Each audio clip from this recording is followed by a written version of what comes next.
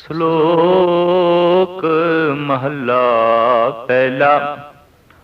नानक मेर शरीर का एक रथ वाओ। जुग जुग फेर वटाइए ज्ञानी बुझे ताए। सतजुग रथ संतोख का धर्म अगैरथ वाओ। त्रेते रथ जतय का जोर अगैरथ वाओ। द्वापुर रथ तपय का सत अगैरथ वाओ। कलयुग रथ अगन का कूड़ अगैरथ वाओ।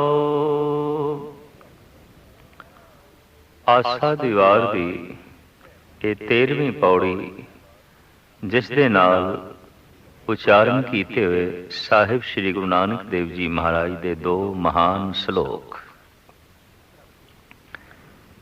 एक श्लोक प्रथम, नानक मेर शरीर का एक रथ वाओ। प्राचीन मिथिहासिक कहानियां नाल कुछ संबंध रखता है और उसकी चर्चा करके साहिब श्री गुरु नानक देव जी महाराज हकीकत, असलीयत, सच्चाई जगत के सामने उजागर करते हैं। जिस तरह कुंट 4 ने प्राचीन धर्म ग्रंथ वेद 4 ने इसी तरीके दे नाल विद्वानां ने युगां दी जिहड़ी बनतर, युगां दी जिहड़ी वंड है वो भी 4 ही मनी है। चारां नूं बकायदा नाम भी दिते हैं। जो मौजूदा दौर चल रहा है कलयुग, इस तो अगला दूजा युग द्वापुर, दूजापुर, त्रेता तीजापुर, सतयुग इब्तिदा, शुरुआत। द्वापुर दे अखरी अर्थ दूजापुर करिए तो फिर गिनती कलयुग तो ही करनी पैंदी है, न कि सतयुग तो।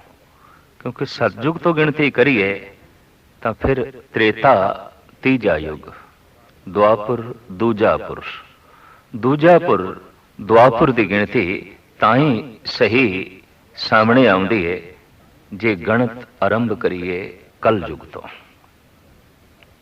साहिब श्री गुरु नानक देव जी महाराज ने इन्हां 4 युगां की बनतर बारे, होई वंड बारे अपनी जिहड़ी विचार दिती है वो इस पावन पवित्र श्लोक विच दर्ज है। नानक मेर शरीर का एक रथ वाओ। मेर मेरू मणका। माला दे जिहड़ा सिरमौर मणका हुंदा है उहनूं कहंदे ने मेरू।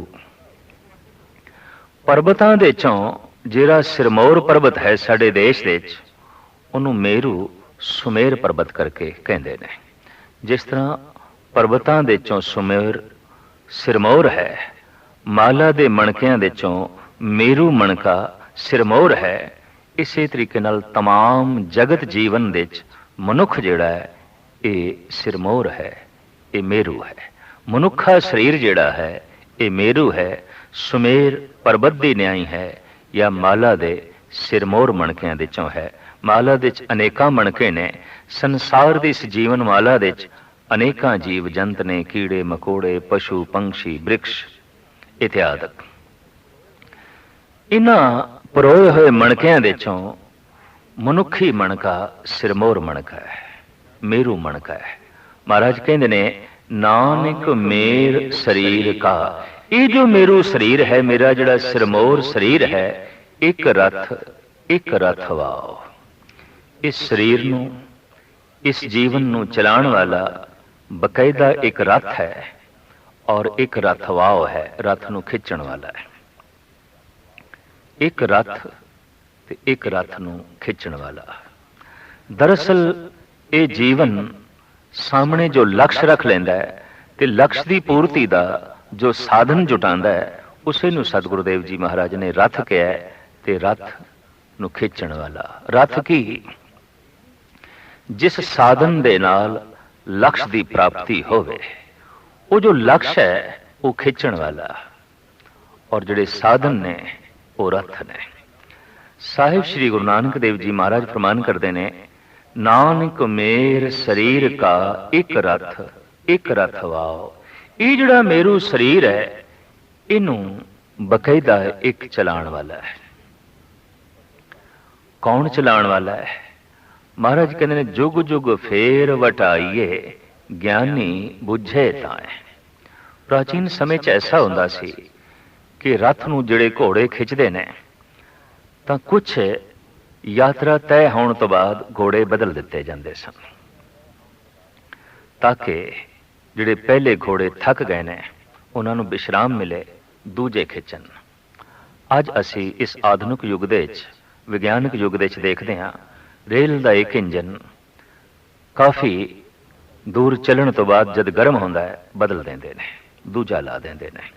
ਹੂ ਬਹੂ ਪ੍ਰਾਚੀਨ ਸਮੇਂ 'ਚ ਐਸਾ ਹੁੰਦਾ ਸੀ ਕਿ ਲੰਬੀ ਯਾਤਰਾ ਦੇ ਵਿੱਚ ਜਦ ਦੋ ਘੋੜੇ ਰੱਥ ਨੂੰ ਖਿੱਚਦਿਆਂ ਥੱਕ ਗਏ ਨੇ ਤਾਂ ਘੋੜੇ ਬਦਲ ਦਿੱਤੇ ਜਾਂਦੇ ਸਨ। ਪ੍ਰਾਚੀਨ ਸਮੇਂ 'ਚ ਰਾਜੇ ਮਹਾਰਾਜਿਆਂ ਦੇ ਦੌਰ ਦੇ ਵਿੱਚ, ਮੁਗਲ ਸ਼ਹਿਨਸ਼ਾਹਾਂ ਦੇ ਦੌਰ ਦੇ ਵਿੱਚ ਐਸਾ ਹੁੰਦਾ ਰਿਹਾ।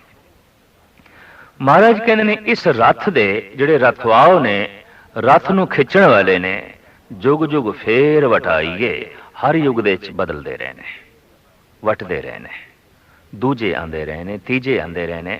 ਰੱਥ ਉਹੀ ਸੀ, ਖਿੱਚਣ ਵਾਲੇ ਹੋਰ ਬਣ ਜਾਂਦੇ ਰਹੇ ਨੇ। ਰੱਥ ਨੂੰ ਖਿੱਚਣ ਦੇ ਸਾਧਨ ਨਵੇਂ ਤੋਂ ਨਵੇਂ ਬਣਦੇ ਗਏ। ਗਿਆਨੀ ਬੁੱਝੇ ਤਾਂ। ਮਹਾਰਾਜ ਕਹਿੰਦੇ ਨੇ, ਪਰ ਇਸ ਭੇਦ ਨੂੰ ਕੋਈ ਆਤਮ ਗਿਆਨੀ ਹੀ ਸਮਝੇ ਜਾਏ। ਜਿਹਦੇ ਕੋਲ ਵਿਚਾਰਸ਼ੀਲ ਬੁੱਧ ਹੈ ਉਹੀ ਸਮਝੇਗਾ। ਬੁੱਧ ਤੇ ਸਾਰਿਆਂ ਕੋਲ ਹੈ, ਪਰ ਵਿਚਾਰਸ਼ੀਲ ਬੁੱਧ ਕਿਸੇ ਕੋਲ ਹੈ। ਅੱਖਾਂ ਤੇ ਸਾਰਿਆਂ ਕੋਲ ਨੇ, ਪਰ ਵੇਖਣ ਵਾਲੀਆਂ ਅੱਖਾਂ ਕਿਸੇ ਕਿਸੇ ਕੋਲ ਨੇ। ਸਾਫ਼ ਕਹਿ ਦਿੱਤਾ ਹੈ ਇਕਬਾਲ ਨੇ, ਦਿਲੇ ਬੀਨਾ ਵੀ ਕਰ ਖੁਦਾ ਸੇ ਤलब, ਆਂਖ ਕਾ ਨੂਰ ਦਿਲ ਕਾ ਨੂਰ ਨਹੀਂ। ਤੂੰ ਈਸ਼ਵਰ ਤੋਂ, ਪਰਮਾਤਮਾ ਤੋਂ ਉਸ ਅੱਖ ਦੀ ਤਲਬ ਕਰ ਜੋ ਜ਼ਿੰਦਗੀ ਦੀ ਹਕੀਕਤ ਨੂੰ ਵੇਖ ਸਕੇ, ਜੀਵਨ ਦੇ ਗਹਿਰੇ ਤਲ ਵਿੱਚ ਝਾਤ ਮਾਰ ਸਕੇ, ਸੰਸਾਰ ਦੀਆਂ ਬਾਰੀਕੀਆਂ ਨੂੰ ਵੇਖ ਸਕੇ। ਇਹ ਅੱਖ ਅਸਥੂਲ ਤੇ ਬਹੁਤ ਕੁਝ ਵੇਖ ਲੈਂਦੀ ਹੈ, ਬਾਰੀਕ ਨਹੀਂ। ਔਰ ਸਤਸੰਗ ਕਰਦਿਆਂ ਜਦ ਮਨੁੱਖ ਨੂੰ ਕੁਝ ਸੂਖਸ਼ਮ ਵਿਚਾਰਾਂ ਦਾ ਪਤਾ ਚੱਲਦਾ ਹੈ ਤੇ ਸਹਿਜੇ ਸਹਿਜੇ ਮਤ ਬਾਰੀਕ ਆਉਂਦੀ ਹੈ, ਤਾਂ ਅੱਖ ਨੂੰ ਬਾਰੀਕੀਆਂ ਦੇਖਣ ਦੀ ਸਮਰੱਥਾ ਪ੍ਰਾਪਤ ਹੋ ਜਾਂਦੀ ਹੈ। ਸਾਹਿਬ ਕਹਿੰਦੇ ਨੇ, ਇਹ ਰਾਜ਼ ਕੋਈ ਗਿਆਨੀ ਹੀ ਬੁੱਝਦਾ ਹੈ ਕਿ ਹਰ ਯੁੱਗ ਦੇ ਵਿੱਚ ਰਥਵਾਓ ਬਦਲਦੇ ਨੇ, ਘੋੜੇ ਬਦਲਦੇ ਨੇ, ਰੱਥ ਨੂੰ ਖਿੱਚਣ ਵਾਲੇ ਬਦਲਦੇ ਨੇ। ਇਹ ਜਿਹੜਾ ਪਾਵਨ ਪਵਿੱਤਰ ਸ਼ਲੋਕ ਹੈ, ਇਸ ਦਾ ਭਾਈ ਸਾਹਿਬ ਭਾਈ ਗੁਰਦਾਸ ਜੀ ਨੇ ਆਪਣੀ ਰਚਨਾ ਵਾਰਾਂ ਦੇ ਵਿੱਚ ਬਕਾਇਦਾ ਅਨੁਵਾਦ ਕੀਤਾ ਹੈ। ਆਪ ਕਹਿੰਦੇ ਨੇ, ਸਤਜੁਗ रथ संतोख का धर्म आगे रथवाओ। जैसे साहिब श्री गुरु नानक देव जी महाराज की यह पंक्ति भाई साहब भाई गुरदास जी इसनों अपने ढंग नाल बयान करते हैं। आप कहते हैं, फिर फेर वटाइए ज्ञानी बुझे ताए। वास्तविक हर युग दे जीवन नूं खिंचण दे साधन, जीवन नूं बतीत करन दे साधन, जीवन दे लक्ष्य बदलते रहे। पर आप कहते हैं, ज्ञानी होए मरम को पावे। कोई ज्ञानी सूझवान ही इस भेद नूं समझदा है, इस भेद नूं जानदा है। साहिब श्री गुरु नानक देव जी महाराज का फरमान, सतजुग रथ संतोख का। रथ की है जिन्हों खिंचना है घोड़िया ने। सतयुग की आप व्याख्या करते हैं, सतयुग किसनों कहोगे? सतयुग दरअसल एक मानसिक मंडल का नाम है, एक जीवन शैली का नाम है। इस मौजूदा दौर दे भी कुछ मनुख ऐसे होणगे जिन्होंने असीं कह सकते हैं ये सतयुग ही ने, कुछ ऐसे होणगे जिन्होंने आखना पेगा ये त्रेते युग के जीव ने, और कुछ द्वापर युग के जीव ने, ते कुछ एक नूं ऐसा आखना पेगा ये कलयुगी जीव ने। चूंकि बहु गिणती कलयुगी जीवां दी है, इस वास्ते मौजूदा दौर नूं कलयुग आख्या गया, बहु गिणती करके, बहुसमती करके। सतयुग की व्याख्या करते हुए महाराज कहते ने, जद जिंदगी का लक्ष्य धर्म होवे ते प्राप्ति का साधन संतोख होवे ते जीवन इस ढंग नाल बतीत हो रहा होवे, बस वो जीव सतयुगी है। और कोई सतयुग की व्याख्या नहीं है। गुरु नानक दी इन्हां ही बारीकियां नूं समझण लई बहुत विचारशील बुद्ध चाहिए है। यही कारण है कि इस देश दे गुरु नानक पूरे तौर पर समझे नहीं गए, क्योंकि गुरु नानक परंपरावादी नहीं ने। गुरु नानक लकीर दे फकीर नहीं ने। गुरु नानक मक्खी ते मक्खी नहीं मारते। कहते ने शेर अपना रस्ता आप बनांदा है। गुरु नानक परंपरावादी नहीं सन, लकीर दे फकीर नहीं। उन्होंने अपना मार्ग आप बनाया और जगत के सामने रखा कि जीवन इस ढंग नाल बतीत करना है। जद जिंदगी का लक्ष्य धर्म होवे, भाव जीवन नूं मर्यादा विच रखना है, जीवन नूं तरतीब देनी है। बोलना मर्यादा विच, वेखना मर्यादा विच, सुनना मर्यादा विच, सोचना मर्यादा विच, करना मर्यादा विच, खाना मर्यादा विच, पीना मर्यादा विच, सोना मर्यादा विच, जागना मर्यादा विच। जिंदगी दे हर कर्म दिते जद मर्यादा की छाप लग जाए तो उसनों आख्या जाता है ये बंदा धार्मिक है। जद कोई जिंदगी का लक्ष्य धर्म रखता है तो साहब कहते प्राप्ति का साधन फिर संतोख ही है। बिना संतोख तो कोई धार्मिक हो नहीं सकता, धर्म के लक्ष्य की प्राप्ति कर नहीं सकता। जीवन नूं मर्यादा उही दे सकेगा जिहदे कोल संतोख है। संतोख ही नहीं तो फिर हर इंद्रा बेकाबू होवेगा, वेखना मर्यादा विच नहीं होवेगा। तृष्णालु ते वासनाग्रस्त अखां किथे मर्यादा विच आउंदियां ने, वो कुछ होर ही देखदियां ने। और इसे तरीके नाल लोभ ते संसार दे बिखे नाद दे रस विच ग्रसे होए कन किथे मर्यादा विच सुणदे ने, बेमर्यादा हो जाते हैं। और लोभ ग्रसी ये रसना किथे मर्यादा विच खांदी पींदी है, बेमर्यादा हो जाती है। साहब कहते ने संतोख ही जीवन नूं मर्यादा देंदा है। ते गुरु अर्जन देव जी महाराज कहते ने असली तृप्ति असली रजेवा भी मनुख नूं उदों ही प्राप्त होंदा है जद संतोख आवे। बिना संतोख नहीं को राजे, कोई किसी पदार्थ तो रज नहीं सकता। हाँ, संतोख ने रजेवा दे देना है, संतोख ने तृप्ति दे देनी है, संतोख ने आनंद दे देना है। साहिब कहते हैं जब कोई जिंदगी का लक्ष्य धर्म रखता है तो फिर प्राप्ति का साधन संतोख है। सतयुग युगां का आद है। इंज कह लो मनुख का आद की है बचपना। बचपने तो ही ये जीवन आरंभ होता है और बकायदा सही रूप दे आद वेखिए तो फिर माता का गर्भ है। साहिब गुरु नानक देव जी महाराज की बाणी कहती है माता के गर्भ दे जीव ब्रह्म ज्ञानी है। जीव का मन टिकिया होया है, जीव समाधि दे है।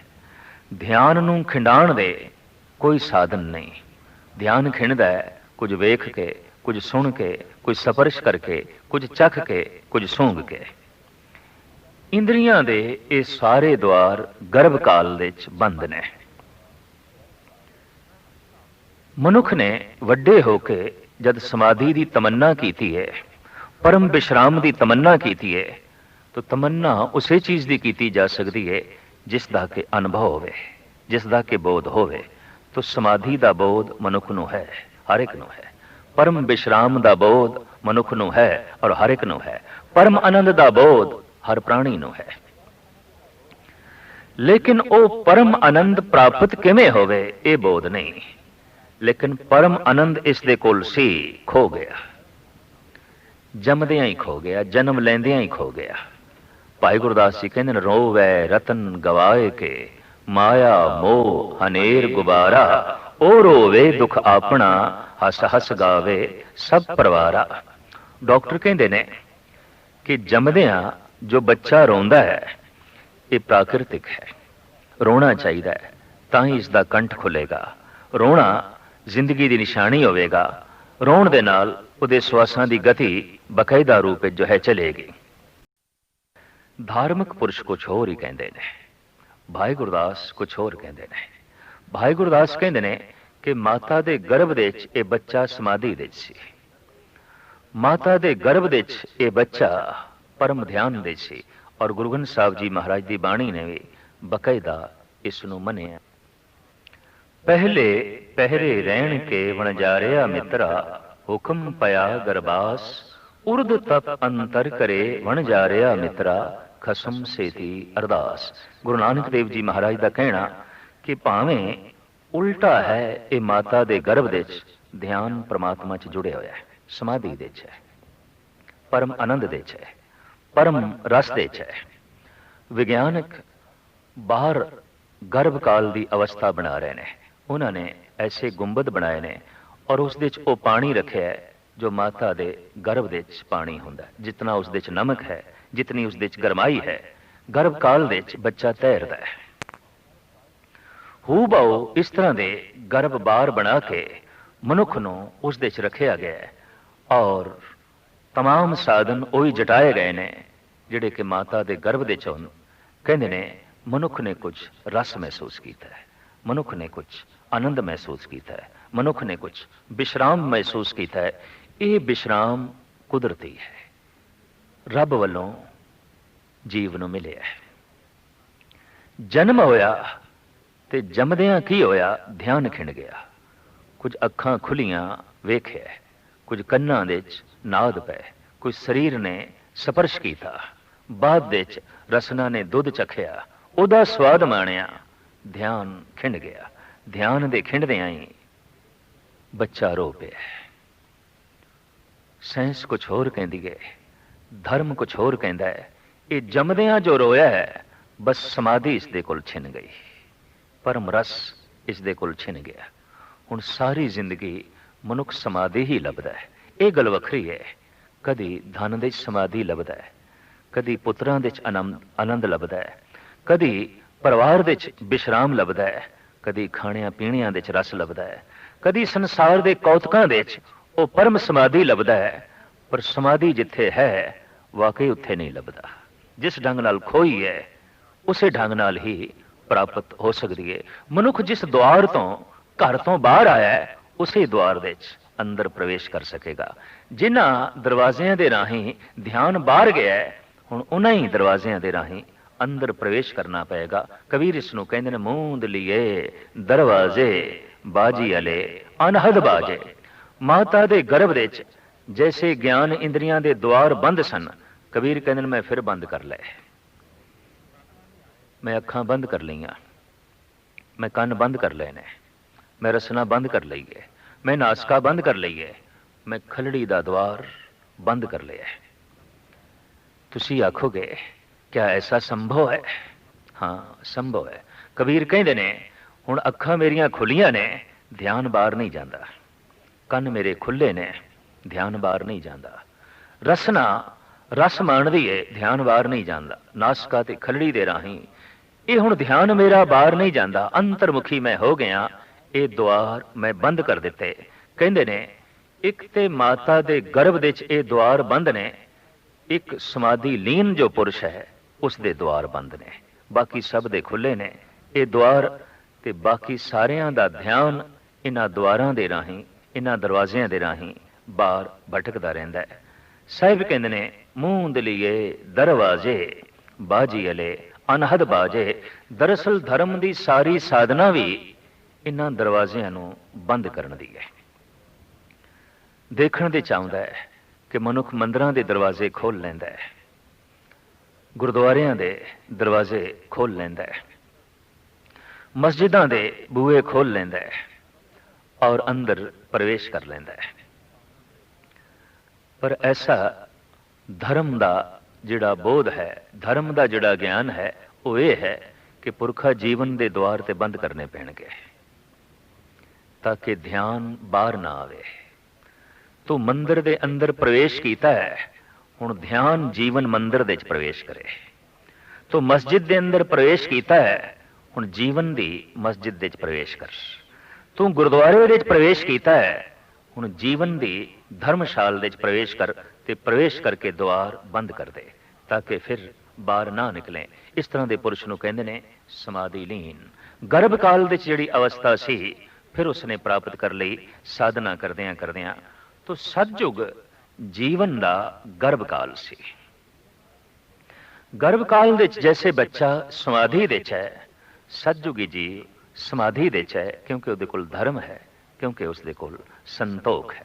ਬਹੁ ਗਿਣਤੀ ਦੇ ਵਿੱਚ ਜਦ ਲੋਕਾਂ ਦੇ ਕੋਲ ਧਰਮ ਸੀ ਤੇ ਸੰਤੋਖ ਸੀ, ਉਸ ਯੁੱਗ ਨੂੰ ਸਤਜੁਗ ਕਹਿਣਾ ਪਿਆ। ਸਾਹਿਬ ਕਹਿੰਦੇ ਨੇ ਸਤਜੁਗ ਰਥ ਸੰਤੋਖ ਕਾ ਧਰਮ ਅਗੇ ਰਥਵਾ। ਸਮੇਂ ਦੀ ਧਾਰਾ ਚਲਦੀ ਰਹੀ ਔਰ ਜੀਵਨ ਦੇ ਰੂਪ ਰੰਗ ਬਦਲਦੇ ਰਹੇ, ਜ਼ਿੰਦਗੀ ਦੇ ਲਕਸ਼ ਬਦਲਦੇ ਰਹੇ, ਪ੍ਰਾਪਤੀ ਦੇ ਸਾਧਨ ਬਦਲਦੇ ਰਹੇ। ਮਹਾਰਾਜ ਅਗਾਂਹ ਚੱਲ ਕੇ ਕਹਿੰਦੇ ਨੇ ਤੀਸਰਾ ਯੁੱਗ, ਥੱਲੋਂ ਕਲਯੁਗ ਤੋਂ ਸ਼ੁਰੂ ਕਰੀਏ, ਦੂਜਾ ਯੁੱਗ ਦੁਆਪਰ, ਤੀਜਾ ਯੁੱਗ ਤ੍ਰੇਤਾ ਔਰ ਚੌਥਾ ਯੁੱਗ ਸਤਜੁਗ। तो चौथा युग सतयुग है। इंजे थलों गिनती करिए, उपरों गिनती करिए तो सतयुग पहला बनता है, पर यह गिनती पूरी नहीं उतरती। अगर सतयुग नूं पहला गिन लीए तो इस तो बाद आंदा है त्रेता। त्रेते का मतलब है तीसरा युग। ये गिनती ठीक नहीं है। सतयुग चौथा युग है, त्रेता तीजा युग है, द्वापर दूजा युग है, कल युग पहला युग है। जिस युग दे असीं जी रहे हैं इत्थों गिनती आरंभ करिए तां ये तरतीब ठीक बनती है। उपरों गिनती करिए तो फिर ये तरतीब ठीक नहीं बनती। सतगुरु कहते हैं ये जो चौथा युग सतयुग है, दरअसल ये जीवन का बचपना सी। बचपने च मासूमियत है, पवित्रता है। सतयुग जीव को संतोख है, धर्म है, पवित्रता है, मासूमियत है। बहु गिणती दे जब लोग इस ढंग नाल जीवते सन उस युग नूं सतयुग आखना पिया। त्रेते रथ जते का जोर अगे रथवा। जिंदगी का लक्ष्य यह हो गया कि जोर चाहिए, ताकत चाहिए, तन दे शक्ति चाहिए है। तो तन दे शक्ति ते तां ही वध सकेगी जे जत होवे। जत तो बिना शरीर दे शक्ति वधाई नहीं जा सकती। साहिब कहते ने ये जीवन का तीसरा युग सी जद मनुख ने जिंदगी का निशाना रखिया जोर, ताकत, जीवन शक्ति। ते जीवन शक्ति जत तो बिना प्राप्त होंदी नहीं। जद बहु गिणती दे लोगी जती होवन ते जिंदगी का लक्ष्य ताकत होवे, शक्ति होवे, इस तरह के युग नूं कहंदे ने त्रेता युग। द्वापर रथ तपे का सत अगै रथवा। जद जिंदगी का मकसद होवे सत की प्राप्ति, उच्चे इखलाक की प्राप्ति, उच्चे आचरण की प्राप्ति, सत ईश्वर की प्राप्ति, तो फिर प्राप्ति का साधन है तप। तप तो बिना सत की प्राप्ति नहीं। तो साहिब कहते जब कोई जीवन का लक्ष्य सत रख लवे तो प्राप्ति का साधन उहदे कोल तप होवे, ओ युग द्वापुर है। द्वापुर रथ तपे का सत अगे रथवाओ। कल युग रथ अगन का कूड़ अगे रथवाओ। जिंदगी अगर तृष्णालु है तो तृष्णा की पूर्ति ते कूड़ दे आसरे ते होवेगी, झूठ दे आसरे ते होवेगी। झूठ ही झूठ होवे ते तृष्णा ही चारों पासे पसरी होवे। इस तरह की युग नूं गुरु नानक देव जी महाराज कल युग कहते ने। अजोके समय झूठ और तृष्णा शिखर ते पहुंची हुई है। अगर कोई सत बोले भी यकीन नहीं, क्योंकि झूठ इतना व्यापक है मनुख छेती मन लेंदा है, सच नहीं मनता। किसी बंदे बारे ये आखिए ये चोर है, मनुख एकदम मनता है। किसी बंदे बारे ये आखिए ये ब्रह्म ज्ञानी है, ये सतवादी है, मनुख दे अंदर संदेह है, शक है। किसी मनुख बारे आखिए ये निंदक है, बदमाश है, डकैत है, दुराचारी है, मनुख बिना सबूत ते मन लेंदा है। पर जे कहिए सदाचारी है, सतवादी है, आनंदमयी है, समाधि लीन है, तो फिर सबूत मंगता है। संदेह है, सच ते संदेह है, झूठ ते विश्वास है। क्यों कि चारों पासे झूठ ही झूठ है। इस वास्ते महाराज ते कहंदे ने प्रधानता ही अज दे युग दे झूठ दी है। कूड़ फिरे प्रधान वेला लो। हर समाज के खिते दे, राजनीतिक दुनिया दे, धार्मिक पसारे दे झूठ प्रधान है। हर पासे प्रधानगी इसदी है। कबीर ने इसनूं कहा मार मार सलपनी निर्मल जल पैठी। ये झूठ दी सपनी समाज दे सरोवर नूं गंदा कर चुकी है, राजनीति दे तलाब नूं गंदा कर चुकी है, पर हुण धर्म दे सरोवर नूं भी इसने भ्रष्ट कीता है, अपवित्र कीता है। सरोवर सारे इसने मैले करके रख दिते। राजनीतिक दुनिया दे झूठ, समाजिक दुनिया दे झूठ, ते अगर धर्म भी झूठ दे आसरे ते खड़ा होवे, धर्म दियां अनंत साखियां कहानियां जे इन्हां नूं सच्चाई दी कसौटी ते परखीए तां वो पूरियां जो है नहीं उतरदियां। महाराज कहंदे ने जद तृष्णा प्रधान होवे ते तृष्णा पूर्ति दा साधन झूठ होवे और ये बहु गिणती दे चल पवे ते इस तरह दे युग नूं कहंदे ने कल युग। गुरु नानक देव जी महाराज की दृष्टि च युगां की व्याख्या इस ढंग नाल है। आप कहते हैं जीवन के लक्ष्य बदलदियां युग बदल जाते हैं। सूरज चंद तारे उही रहिंदे ने, दरिया उही रहिंदे ने, पृथ्वी उही रहिंदी है, आसमान उही रहिंदा है। जिंदगी के लक्ष्य बदलते हैं, युग बदल गया। जीवन के लक्ष्य बदलते हैं, प्राप्ति के साधन बदलते हैं, तो वास्तविक हकीकत दे च उहनूं कह दिता जाता है युग बदल गया, समा बदल गया। गुरु नानक देव जी महाराज ने फिलसफाना ढंग नाल इन्हां चार युगां दी अपने ढंग नाल व्याख्या की है। अगले श्लोक दे च भी इन्हां ही युगां दा अपने ढंग नाल खुलासा करनगे। महला पहला। साम कहे सेतंबर स्वामी, सच में आछे साच रहे। सबको सच समावे, ऋग कहे रहा भरपूर। राम नाम देवा में सूर, नाए लइए पराछत जाए। नानक तो मोख अंतर पाए। जुज में जोर छली चंद्रावल, कान कृष्ण जादम भया। पार जात गोपी ले आया, बिंद्रावन में रंग किया। कल में वेद अथर्वण हुआ, नाव खुदाई अलो भया। नील वस्त्र ले कपड़े पहरे, तुर्क पठानी अमल किया। चारे वेद हुए सचयार, पड़े गुणे तिन चार विचार। भाव भगत कर नीच सदाए, तो नानक मोख अंतर पाए। पौड़ी। सतगुरु विटों वारिया, जित मिलिए खसम संभालिया।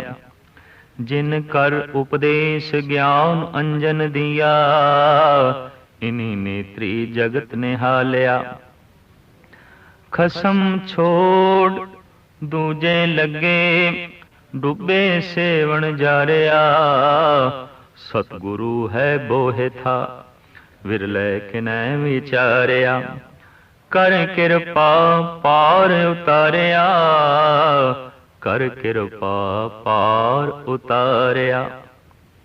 आसा दीवार दी ये 13वीं पौड़ी, जिस नाल साहिब श्री गुरु नानक देव जी महाराज दे पावन उचारण कीते 2 श्लोक। प्रथम श्लोक दे सतगुर दसदे ने कि वास्तविक 4 युग की ने। दरअसल मनुख दे सोचण दा ढंग बदलिया, मनुख दी जीवन शैली बदली, युग बदल गए। और उसनूं अपने ढंग नाल साहिब श्री गुरु नानक देव जी महाराज ने उजागर किया है। धर्म दा मूल फल है मोक्ष। चाहे उसनूं नाम कुछ भी दिते जान, जन्म मरण तो रहत होना, परम सुख की प्राप्ति, बेहश्त की प्राप्ति, जन्नत की प्राप्ति, बैकुंठ की प्राप्ति, परम धाम की प्राप्ति, सचखंड की प्राप्ति। नाम अनेका ने, लेकिन इहदे पिछे भावना यही है भी किसी तरीके नाल दुखां दे बंधन कट्टन, किसी तरीके नाल जन्म ते मरण दे बंधन कट्टन। ते बंधन जद कटदे ने तो वास्तविक मनुख नूं जो मिलदा है उहनूं कहंदे ने मोक्ष, मुक्ति। मुक्ति किवें प्राप्त होवे? महाराज गुरु नानक देव जी दा इस पावन श्लोक दे फरमान है, भाव भगत कर नीच सदाए, तो नानक मोख अंतर पाए। भावना नाल भिजी हुई प्रभु दी भगती करे। भगत कहला रहे है, अगर भावना तो हीणा है तो भगत नहीं। भगत दे अखरी अर्थ भी ये ने जिथे भाव अंकित हो गया, जिथे भाव प्रगट हो गया। पर नाल गुरु नानक देव जी महाराज एक जरूरी गल जोड़ते ने कि भावना नाल भिजी हुई भगती होवे, लेकिन अंदर ये ख्याल ना होवे कि जगत मैनू भगत आखे, संसार मैनू धार्मिक आखे। अखवाण दी रुचि ये होवे, भाव भगत कर नीच सदा है। जगत नीवा आखे, उच्चा ना आखे। चारों पासे नवे नवे उठे जज्बे आले भगत नूं जे वडियाई मिलनी शुरू हो जाए तो हर बंदा कहन लग पे ये महान है, ये महान है। तो कई दफा देखण दे चाया है इस वडियाई नूं हजम करना औखा हो जाता है, पचाना औखा हो जाता है। और मनुख वो जो भावना नाल भरिया होया है, भावना तो एक पासे हो जाती है, अहंकार नाल भर जाता है। इस वास्ते सतगुरु ने लाजमी ते जरूरी जोड़ दिता कि भाव भगत कर नीच सदाए। भावना नाल भिजी हुई भगती होवे, ऐसी भावपूरित भगती करे, लेकिन संसार तो अखवाण दा जज्बा ये रखे कि दुनिया नीवा ही आखे, नीच आखे, प्रदर्शनी ना करे, नुमाइश ना करे। ताओ नानक मोख अंतर पाए। महाराज कहते तां उसनू मोख द्वार की प्राप्ति होवेगी, तां मुक्त हो सकेगा। इस तो इलावा संसार दे जो कर्म कांड प्रचलित होंदा है, उसका पूर्ण वेरवे सिर पावन श्लोक दे गुरु नानक देव जी महाराज जिक्र करते हैं। महला पहला, साम कहे सैतंबर स्वामी सच में आछे साच रहे। प्राचीन धार्मिक ग्रंथ 4 वेद ने, शाम वेद, ऋग्वेद, यजुर्वेद और अथर्वण। इहदे बारे सतगुरु दा ये ख्याल, शाम वेद ऋग यजुर अथर्वण ब्रह्मे मुख माया है त्रैगुण। ये 3 गुणां दी विचार है ते 3 गुण माया दे ही 3 गुण ने। इसनू द्वापर युग दे अवतारी पुरुष श्री कृष्ण ने इंज आख्या, त्रयी गुणी वेद विशा निस्त्रयी गुणी भवार्जन। हे अर्जन, वेदां दा विशा 3 गुणी है। उन्हां दे बहुत सारे श्लोक, वेदां दी बहुत सारी व्याख्या 3 गुणां दे अंदर है। भाव संसार दी ही व्याख्या है, संसार दी ही चर्चा है। साहिब श्री गुरु नानक देव जी महाराज इन्हां 4 वेदां दे हवाले दे नाल दसदे ने कि प्रभाव मनुखां ते की पिया, जगत दी बनतर, खास करके मनुखी दुनिया दी बनतर, इहदे च वेदां ने खास खास की कम अदा कीता और इन्हां दा किस ढंग नाल असर पिया, मनुख किस ढंग नाल वेदां दे अगों झुक के अपनी जीवन शैली व्यतीत करता रहा। सतगुरु प्रथम कहते ने, साम कहे सैतंबर स्वामी सच में आछे साच रहे। शाम वेद दे जो मूल व्याख्या ईश्वर बारे मिलती है वो ये कि परमात्मा सितंबर है, चिट्टा है, श्वेत है, साफ है, सुथरा है, चिट्टा है। शायद इस वास्ते ही शाम वेद नूं पढ़न लग्या मर्यादा बनाई गई कि कपड़े चिट्टे पहने जान। ऋग्वेद पढ़ना है, कपड़े पीले पहने जान। और यजुर पढ़ना है तो कपड़े लाल पहने जान। अथर्वण वेद का पाठ करना है तो कपड़े काले पहने जान। वख वख ये जो रंग चुने गए, दरअसल इन्हां वेदां दा अपना प्रभाव, इन्हां वेदां दी अपनी विचार और इस विचार दे नाल जो मनुख दी अंतर चेतना दे अंदर रंग उजागर होंदे ने, हू बहु उस तरह दा रंग बार धारण करन दी आग्या कीती गई। शाम वेद दी मूल व्याख्या गुरु नानक देव जी महाराज कहते हैं कि प्रभु श्वेतंबर है, साफ है, सुथरा है, चिट्टा है, सच में आछे साच रहे। वो सच दे टिकिया होया है और सच ही है। ये शाम वेद दी मूल व्याख्या। सबको सच समावे ਸਾਰਿਆਂ ਦੇ ਵਿੱਚ ਹੀ ਉਹ ਜੋ ਸੱਚ ਹੈ ਰਮਿਆ ਹੋਇਆ ਹੈ, ਵਿਆਪਕ ਹੈ। ਇੱਥੇ ਤੱਕ ਸਤਿਗੁਰੂ ਦੇਵ ਜੀ ਮਹਾਰਾਜ ਕਹਿੰਦੇ ਨੇ ਇਹ ਸ਼ਾਮ ਵੇਦ ਦੀ ਮੂਲ ਵਿਆਖਿਆ ਹੈ। ਸਾਖੀਆਂ ਨੂੰ ਨਾ ਲਈਏ, ਅਣਗਿਣਤ ਕਹਾਣੀਆਂ ਨੂੰ ਨਾ ਲਈਏ, ਉਹਦੇ ਚ ਮੂਲ ਜਿਹੜੀ ਵਿਚਾਰ ਹੈ ਪ੍ਰਮਾਤਮਾ ਦੀ, ਸਾਹਿਬ ਕਹਿੰਦੇ ਨੇ ਉਹ ਇਹ ਹੈ। ਰਿਗ ਕਹਿ ਰਿਹਾ ਭਰਪੂਰ, ਰਿਗ ਕਹਿੰਦਾ ਹੈ ਰਿਗਵੇਦ ਕਿ ਪ੍ਰਮਾਤਮਾ ਭਰਪੂਰ ਹੈ, ਰਮਿਆ ਹੋਇਆ ਹੈ। ਰਿਗਵੇਦ ਤੋਂ ਪ੍ਰੇਰਿਤ ਹੋ ਕੇ ਪ੍ਰਮਾਤਮਾ ਦਾ ਨਾਮ ਪਿਆ ਰਾਮ। ਰਿਗਵੇਦ ਦਾ ਵੀ ਪਹਿਲਾ ਅੱਖਰ ਹੈ ਰੱਰਾ ਔਰ ਈਸ਼ਵਰ ਦਾ ਨਾਮ ਪਿਆ ਰਾਮ। ਸ਼ਾਮ ਵੇਦ ਦਾ ਪਹਿਲਾ ਅੱਖਰ ਹੈ ਸੱਸਾ, ਈਸ਼ਵਰ ਦਾ ਨਾਮ ਪਿਆ ਸਿਤੰਬਰ। ਯਜੁਰਵੇਦ ਦਾ ਪਹਿਲਾ ਅੱਖਰ ਹੈ ਯਯਾ, ਪ੍ਰਮਾਤਮਾ ਦਾ ਨਾਮ ਦੁਆਪਰ ਦੇ ਵਿੱਚ ਪ੍ਰਚਲਿਤ ਹੋਇਆ ਯਾਦਮ।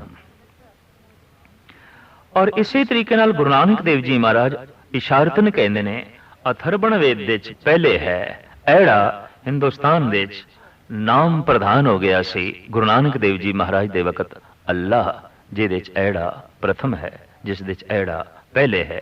ਇਸ਼ਾਰਾ ਇਸ ਸ਼ਲੋਕ ਦੇ ਵਿੱਚ ਗੁਰੂ ਨਾਨਕ ਦੇਵ ਜੀ ਮਹਾਰਾਜ ਹੂ ਬਹੂ ਇਹੀ ਕਰ ਰਹੇ ਨੇ। ਆਪ ਕਹਿੰਦੇ ਨੇ ਰਿਗ ਕਹਿ ਰਿਹਾ ਭਰਪੂਰ। ਰਿਗ ਕਹਿ ਰਿਹਾ ਕਿ ਉਹ ਪ੍ਰਭੂ ਭਰਪੂਰ ਹੈ, ਰਮਿਆ ਹੋਇਆ ਹੈ। ਇਸ ਵਾਸਤੇ ਜਦ ਰਮਿਆ ਹੋਇਆ ਹੈ ਤੇ ਉਹ ਰਾਮ ਹੈ। ਰਾਮ ਨਾਮ ਦੇਵਾ ਮੈਂ ਸੂਰ। ਰਾਮ ਦਾ ਨਾਮ ਤਮਾਮ ਦੇਵੀ ਦੇਵਤਾਵਾਂ ਦੇ ਚੋਂ ਇੰਜ ਹੈ ਜਿਵੇਂ ਉਹ ਸੂਰਜ ਹੈ। ਬਾਕੀ ਦੇਵੇ ਦੇਵਤੇ ਤਾਰੇ ਨੇ, ਸਿਆਰੇ ਨੇ, ਗ੍ਰਹਿ ਨਛੱਤਰ ਨੇ, ਲੇਕਿਨ ਸਿਰਮੌਰ ਪ੍ਰਕਾਸ਼ਮਈ ਸੂਰਜ ਹੈ ਰਾਮ, ਚੂੰਕਿ ਰਮਿਆ ਹੋਇਆ ਹੈ, ਵਿਆਪਕ ਹੈ। ਨਾਏ ਲਈਏ ਪਰਾਛਤ ਜਾਏ। ਰਾਮ ਦਾ ਨਾਮ ਲੈਂਦਿਆਂ ਹੀ ਪਾਪ ਮਿਟ ਜਾਂਦੇ ਨੇ, ਧੱਬੇ ਮਿਟ ਜਾਂਦੇ ਨੇ, ਜਨਮਾਂ ਜਨਮਾਂਤਰਾਂ ਦੇ ਸੰਸਕਾਰ ਧੁੱਲ ਜਾਂਦੇ ਨੇ। ਐਸਾ ਰਿਗਵੇਦ ਕਹਿੰਦਾ ਹੈ। ਨਾਨਕ ਤੋ ਮੋਖੰਤਰ ਪਾਏ। ਨਾਮ ਲੈਂਦੇ ਹਾਂ ਪ੍ਰਾਛਤ ਮਿਟਦੇ ਨੇ ਔਰ ਇਸ ਢੰਗ ਨਾਲ ਮੋਕਸ਼ ਗਤੀ ਦੀ ਪ੍ਰਾਪਤੀ ਹੁੰਦੀ ਹੈ। ਰਿਗਵੇਦ ਦਾ ਇਹ ਉਪਦੇਸ਼, ਇਹ ਸੰਦੇਸ਼। ਜੁਜ ਮੇਂ ਜੋਰ ਛਲੀ ਚੰਦਰਾਵਲ, ਕਾਨ ਕ੍ਰਿਸ਼ਨ ਜਾਦਮ ਭਇਆ ਜੁਜ। ਯਜੁਰਵੇਦ। ਯਜੁਰਵੇਦ ਦੇ ਸਮੇਂ ਪ੍ਰਮਾਤਮਾ ਦਾ ਨਾਮ ਦੁਆਪਰ ਯੁੱਗ ਦੇ ਵਿੱਚ ਪ੍ਰਧਾਨ ਰਿਹਾ ਜਾਦਮ। ਯਾਦਵਾਂ ਦੀ ਕੁਲ ਦੇ ਵਿੱਚ ਸ਼੍ਰੀ ਕ੍ਰਿਸ਼ਨ ਜੀ ਹੋਏ। ਭਾਰਤੀ ਧਾਰਮਿਕ ਪਰੰਪਰਾ ਦੇ ਉੱਤੇ ਜੈਸੇ ਜੈਸੇ ਪ੍ਰਭਾਵ ਪਿਆ ਔਰ ਜਿਸ ਜਿਸ ਵੇਦ ਦਾ ਪ੍ਰਭਾਵ ਸਮੇਂ ਦੀ ਗਤੀ ਅਨੁਸਾਰ ਦਿਖਾਈ ਦਿੱਤਾ ਹੈ, ਗੁਰੂ ਨਾਨਕ ਦੇਵ ਜੀ ਮਹਾਰਾਜ ਆਪਣੀ ਵਿਚਾਰ ਸ਼ੈਲੀ ਦੁਆਰਾ ਇਸ ਸ਼ਲੋਕ ਦੇ ਜੋ ਹੈ ਪ੍ਰਗਟ ਪੈ ਕਰਦੇ ਨੇ। ਔਰ ਇੱਥੋਂ ਇੰਜ ਵੀ ਜਾਪਦਾ ਹੈ ਕਿ ਗੁਰੂ ਨਾਨਕ ਦੇਵ ਜੀ ਮਹਾਰਾਜ ਦਾ ਹਰ ਪੱਖ ਦਾ ਆਪਣਾ ਅਧਿਐਨ ਸੀ ਔਰ ਜੀਵਨ ਦੇ ਹਰ ਪੱਖ ਦੇ ਵਿੱਚ ਉਹ ਬੜੀ ਬਾਰੀਕੀਆਂ ਨਾਲ ਝਾਤ ਮਾਰਦੇ ਨੇ। ਜੇ ਕੁਰਾਨ ਦੇ ਵਿੱਚ ਆਪਨੇ ਝਾਤ ਮਾਰੀ ਹੈ ਤਾਂ ਵੇਦਾਂ ਦੇ ਵਿੱਚ ਵੀ ਆਪਨੇ ਝਾਤ ਮਾਰੀ ਹੈ। ਜੇ ਅਰਬ ਦੇਸ਼ਾਂ ਨੂੰ ਬਹੁਤ ਗਹਿਰਾਈ ਨਾਲ ਆਪਨੇ ਵੇਖਿਆ ਹੈ ਤੇ ਹਿੰਦੁਸਤਾਨ ਦੇ ਵਿੱਚ ਵੀ ਬੜੀ ਬਾਰੀਕੀਆਂ ਨਾਲ ਆਪਨੇ ਵੇਖਿਆ ਹੈ ਕਿ ਧਰਮ ਕਿਸ ਰੂਪ ਦੇ ਵਿੱਚ ਪ੍ਰਚਲਿਤ ਹੈ ਔਰ ਧਰਮ ਨੂੰ ਕਿਸ ਰੂਪ ਦੇ ਵਿੱਚ ਮਨੁੱਖਾਂ ਨੇ ਕਬੂਲ ਕੀਤਾ ਹੋਇਆ ਹੈ। ਸਾਹਿਬ ਕਹਿੰਦੇ ਨੇ ਦੁਆਪਰ ਯੁੱਗ ਦਾ ਪ੍ਰਭਾਵ, ਯਜੁਰਵੇਦ ਦਾ ਪ੍ਰਭਾਵ, ਪ੍ਰਮਾਤਮਾ ਦਾ ਨਾਮ ਕਾਨ ਕ੍ਰਿਸ਼ਨ ਜਾਦਮ ਭਇਆ। ਉਹਦਾ ਨਾਮ ਯਾਦਮ ਪੈ ਗਿਆ, ਕਾਨ੍ਹਾ ਪੈ ਗਿਆ, ਕ੍ਰਿਸ਼ਨ ਪੈ ਗਿਆ। ਕ੍ਰਿਸ਼ਨ ਨੇ, ਜਾਦਮ ਨੇ ਕੀ ਕੌਤਕ ਕੀਤੇ। ਮਹਾਰਾਜ ਕਹਿੰਦੇ ਨੇ ਜੋਜ ਮੇਂ ਜੋਰ ਛਲੀ ਚੰਦਰਾਵਲ। ਚੰਦਰਾਵਲ ਰਾਧਾ ਦੀ ਚਚੇਰੀ ਭੈਣ ਹੈ। ਚੰਦਰਭਾਨ ਦੀ ਲੜਕੀ ਸੀ, ਰਾਧਾ ਬ੍ਰਿਖਭਾਨ ਦੀ ਲੜਕੀ ਹੈ। ਚਚੇਰੀ ਭੈਣ ਹੋਣ ਦੇ ਨਾਤੇ ਰਾਧਾ ਔਰ ਚੰਦਰਾਵਲ ਦੇ ਸਨੇਹ ਵੀ ਕਾਫੀ ਸੀ, ਨਿਕਟਤਾ ਕਾਫੀ ਸੀ, ਖੂਨ ਦਾ ਰਿਸ਼ਤਾ ਤੇ ਸੀ, ਪਰ ਆਪਸੀ ਪਿਆਰ ਵੀ ਕਾਫੀ ਸੀ। ਕਹਿੰਦੇ ਨੇ ਸ੍ਰੀ ਕ੍ਰਿਸ਼ਨ ਨੇ ਚੰਦਰਾਵਲ ਨੂੰ ਜ਼ੋਰ ਦੇ ਨਾਲ ਛਲਿਆ, ਛਲ ਕੇ ਲਿਆਂਦਾ। ਇਤਿਹਾਸ ਹੈ ਔਰ ਐਸਾ ਕ੍ਰਿਸ਼ਨ ਲੀਲਾ ਦੇ ਬਕਾਇਦਾ ਦਿਖਾਇਆ ਜਾਂਦਾ ਹੈ ਔਰ ਇਹ ਇੱਕ ਨਾਟਕੀ ਢੰਗ ਦੇ ਨਾਲ ਸ੍ਰੀ ਕ੍ਰਿਸ਼ਨ ਜੀ ਚੰਦਰਾਵਲ ਨੂੰ ਛਲ ਕੇ ਲਿਆਏ। ਸਾਹਿਬ ਕਹਿੰਦੇ ਨੇ कि ਉਹ ਜੋ ਦੁਆਪਰ ਯੁੱਗ ਦੇ ਵਿੱਚ ਪ੍ਰਧਾਨ ਨਾਮ ਪੈ ਗਿਆ ਜਾਦਮ। ਜਾਦਮ ਦੇ ਕੌਤਕ ਧਰਮ ਗ੍ਰੰਥ ਇਹ ਬਿਆਨ ਕਰਦੇ ਨੇ, ਜੁਜ ਮੇਂ ਜੋਰ ਛਲੀ ਚੰਦਰਾਵਲ, ਜ਼ੋਰ ਨਾਲ ਜ਼ਬਰ ਨਾਲ ਚੰਦਰਾਵਲ ਨੂੰ ਛਲ ਕੇ ਲਿਆਂਦਾ, परमात्मा का नाम पिया कान कृष्ण जात। होर की कौतक कीते, पार जात गोपी लै आया, बिंद्रा बन में रंग किया। सत्य भामा जो एक मुखी गोपी सी, ओदी प्रसन्नता लई ओदे कहने इशारे ते स्वर्ग दे चों पार जात दा वृक्ष लियांदा। पार जात वृक्ष बारे ऐसी एक मिथ है कि उहदे थल्ले जो बैठ जाए, जैसी भी मनोकामना करे, वो वृक्ष उसकी पूरी करता है। लिहाजा हिंदुस्तान के तमाम धार्मिक ग्रंथों में किसी न किसी रूप में पारजात का जिक्र है। पारजात एक वृक्ष, इनू लियांदा श्री कृष्ण ने सत्यभामा की प्रसन्नता लई, जो गोपियां दे चों एक मुखी गोपी है। पारजात गोपी लै आया, बिंद्रा बन में रंग किया। और बिंद्रा बन विच सत्यभामा, राधिका होर अनेक गोपियां ते ग्वालियां दे समेत रास लीला रचाई। साहिब कहते ने द्वापर युग की यह प्रधानता। जब द्वापर युग का मुखी रास लीला रचा रहा है, तो जीवां ते यह प्रभाव पिया, परमात्मा की प्राप्ति लीला नाल होवेगी। इत्थों प्रचलित हो गई रास लीला। भारत के कोने कोने विच रास लीला फैली, और रास लीला के आसरे थे लोगों ने समाधि लभनी चाहिए, परमात्मा नूं लभना चाया, परमात्मा तक पहुँचना चाया। साहिब श्री गुरु नानक देव जी महाराज की अपनी एक सोचनी है, जो आसा दीवार दे एक थां ते नहीं कई थां ते कह आए ने कि नचण कुदण मन का चाव, नानक जिन मन भाव ते ना मन भाव।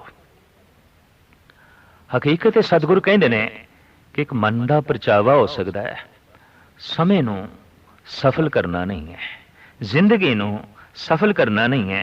थोड़ी जिहियां धार्मिक बिरतियां की तृप्ति तो हो सकती है, परम आनंद ते समाधि नहीं, क्योंकि ये ध्यान बाहर मुखी करना पैंदा है। रास लीला दे ध्यान नूं अखां दे राहीं बाहर सुटना पैंदा है, जबकि समाधि है ध्यान नूं अंतर्मुखी करना, बिरती का प्रवाह अंतर्मुखी करना। रास लीला वेखी ही नहीं जा सकती जितने चिर तक ध्यान नूं मनुख बाहर ना करे। अखां दे राहीं बिरती का प्रवाह बाहर ना जाए तो मनुख वेखेगा कि कुछ भी जो है नहीं वेख सकेगा। तो जे ध्यान बाहर जा रहा है, तो फिर गुरु नानक का फैसला, बाहर टोले सो भरम बुनाई। जो बिरती का प्रवाह बाहर करके परम आनंद नूं लभदा है, समाधि नूं लभदा है, वो भरम दे च है, भुलेखे दे च है। बिरती का प्रवाह अगर बाहर किया जाएगा तो संसार का बोध होवेगा, धन संपदा का बोध होवेगा, और पद पदार्थ का बोध होवेगा, परमात्मा का नहीं। परमात्मा के बोध लई अंतर्मुखी होना लाजमी है। पर साहिब कहते हैं यजुर्वेद के आसरे थे द्वापर युग दे अपना ये जीवां दे उत्ते प्रभाव, और इस ढंग के कौतक द्वापर युग दे होए। कल में वेद अथर्वण हुआ, नाव खुदाई अलोभया। अथर्वण वेद जिहदे ज्योतिष, जादू टोणे, तांत्रिक इत्यादि विचारा ने हर वेद दे चों कुछ न कुछ निकलिया।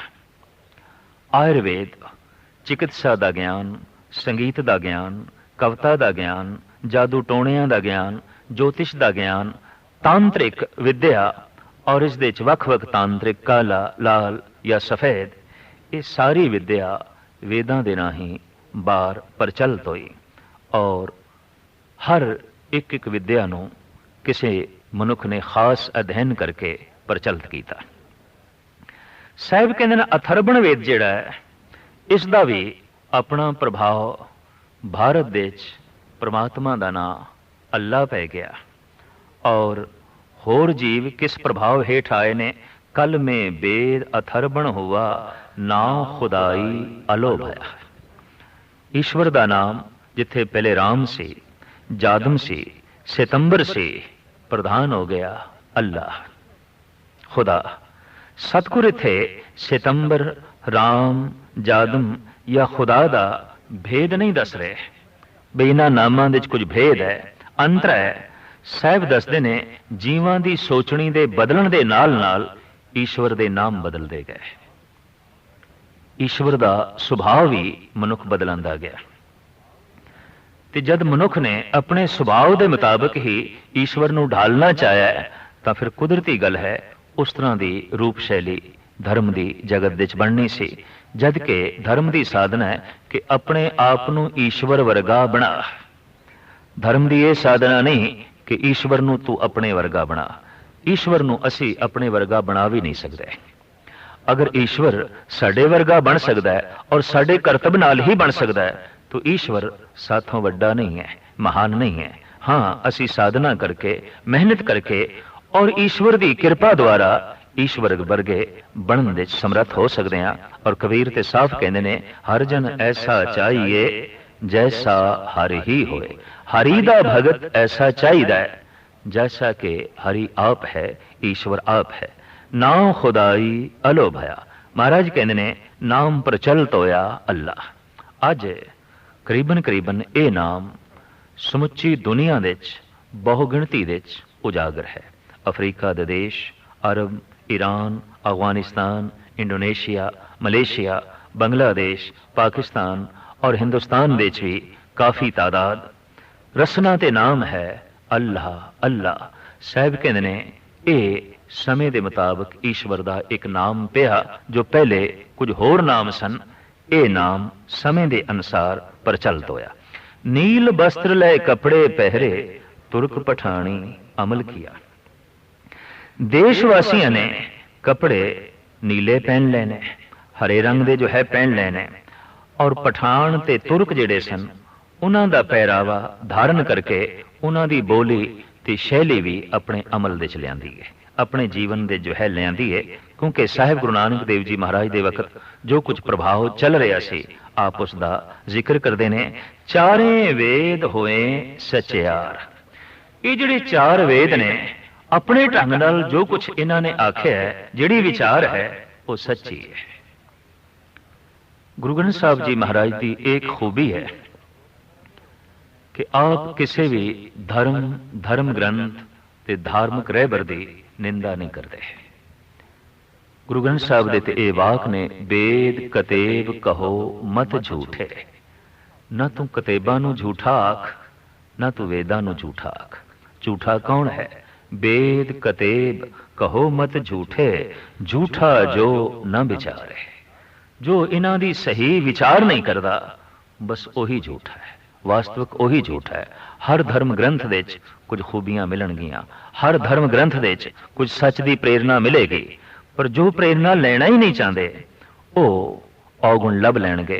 कहंदे ने एक दोस्त है तो दोस्त दे मित्र दे अवगुण वेखने बड़े औखी गल है, नहीं वेख सकता, दिखाई नहीं देंदे। वो मित्र जद कल दुश्मन बन गया तो हुण उस दे गुण नहीं दिखाई देंदे। दृष्टि बदल गई, वेखण दा ढंग बदल गया। हुण उसनूं एक भी गुण नहीं दिखाई देंदा, अवगुण ही अवगुण। चर्चा भी करदा है अवगुणां दी, पर जद वो मित्र से गुण ही गुण दिखाई देंदे सन, अवगुण दिखाई नहीं देंदे सन। जद घृणा भरी दृष्टि दे नाल कोई मनुख किसी धार्मिक ग्रंथ नूं, धार्मिक रहबर नूं या धर्म नूं वेखदा है तां उसनूं कोई गुण नहीं दिखाई देंदा।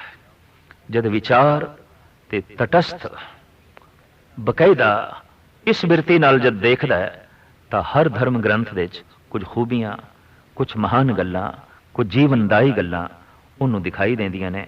और हर धर्म ग्रंथ नूं दरअसल विचार दृष्टि नाल ही पढ़ना चाहिए, वेखना चाहिए ते सुनना चाहिए। साहिब कहंदे ने चारे वेद होए सचियार। अपनी थां ते चारे वेद सचियार होए, पढ़े गुणे तिन चार विचार। महाराज कहंदे ने इन्हां नूं जिहड़े पढ़न वाले सन, गुणन वाले सन, वो अच्छियां अच्छियां सुंदर सुंदर युक्तियां ते उक्तियां दे मालक सन, विचार दे मालक सन।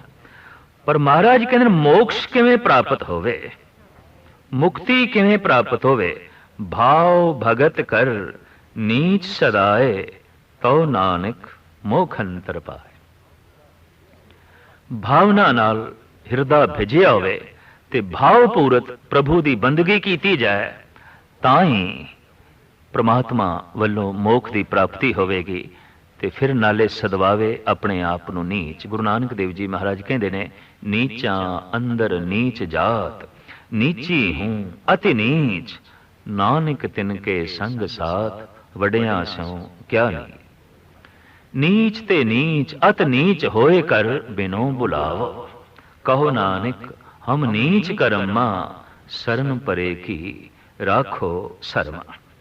ना हो जति सती नह पड़या, मूर्ख मुगदा जन्म भया, प्रणवत नानक तिनकी सरना, जिन तू नाही विसरिया। इस तरह के सतगुरां दे ये बोल निर्माणता दे नाल भरे हुए, गरीबी दे नाल भरे हुए सतगुरु दा ये मूल उपदेश, भाव भगत कर नीच सदाए तो नानक मोख अंतर पाए पौड़ी। सतगुरु विटों वारिया जित मिलीए खसम संभालिया। सदके जांदे हां, कुर्बान जांदे हां असी सतगुरु तो, जिन्हों मिल के जिदे कोल बैठ के खसम दी संभाल हुई, खसम दा पता चलिया, मालिक दा पता चलिया कि वास्तविक मालिक कौन है, सारे जीवां दी संभाल करन वाला कौन है। इस सतगुरु तो पता चलिया, असी उस तो कुर्बान जांदे हां, असी उस तो सदके जाने हां। जिन कर उपदेश ज्ञान अंजन दिया, इन्हीं नेत्री जगत निहालिया।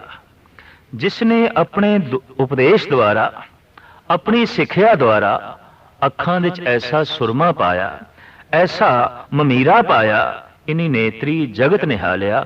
फिर असी इन्हां अखां दे नाल जगत की असलीयत वेख लई, जगत की हकीकत वेख लई। ये जगत की है? जगत जो कुछ दिखाई दे रहा है ये कुछ नहीं है। जो एव जानो सो एव ना है। भगत कबीर कहते ने जो कुछ थानू दिखाई दे रहा है और जो कुछ तुसी जानते हो ये नहीं है। साहिबां दा भी यही फरमान कि जो कुछ तुसी जगत बारे अपनी सोचरी रखते हो, जगत ये कुछ नहीं है।